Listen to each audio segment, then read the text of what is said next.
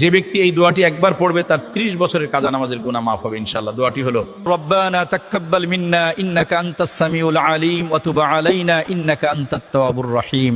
দোয়াটি সবার মাঝে শেয়ার করে দিন। 30 বছরের কাজা নামাজের গুনাহ মাফ হয়ে যাবে মর্মে কোরআন হাদিসে কোনো দোয়াই নেই।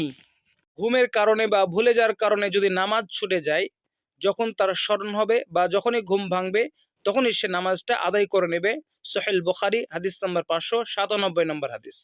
কিন্তু আপনি ভুল পথে থাকার কারণে আপনি অনেকদিন নামাজ পড়েননি, অনেক খারাপ কাজ করেছেন, অনেক পাপ কাজ করেছেন, এখন আপনি তওবা করে ফিরে এসেছেন, দিয়ে পূর্বের নামাজগুলো কাজা আদায় করতে চাচ্ছেন মর্মে উমরি কাজা করতে হবে, কোনো দলিলই নেই।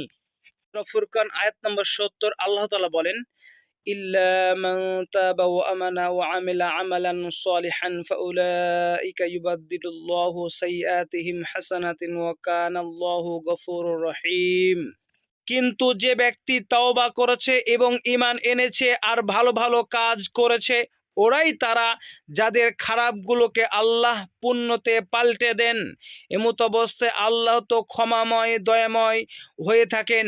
তাহলে আপনি কি বুঝলেন? আল্লাহ তাআলা আপনার পূর্বের গুনাহগুলো ক্ষমা তো করেছেন, নেকিতে পরিণত করে দিয়েছেন। তাহলে আপনাকে কি উমরি কাজা 30 বছর আগেকার কাজা নামাজ কি আদায় করা লাগবে? বিবেকবান যারা তারা একটু বুঝুন। যেসব মা বোনদের প্রত্যেক মাসে মাসিক হয়, তাদের রোজাগুলো কাজা আদায় করতে হয়, কিন্তু নামাজগুলো কি পড়তে হয়? আল্লাহ তাআলা তাদের নামাজগুলোকে ক্ষমা করে দেন।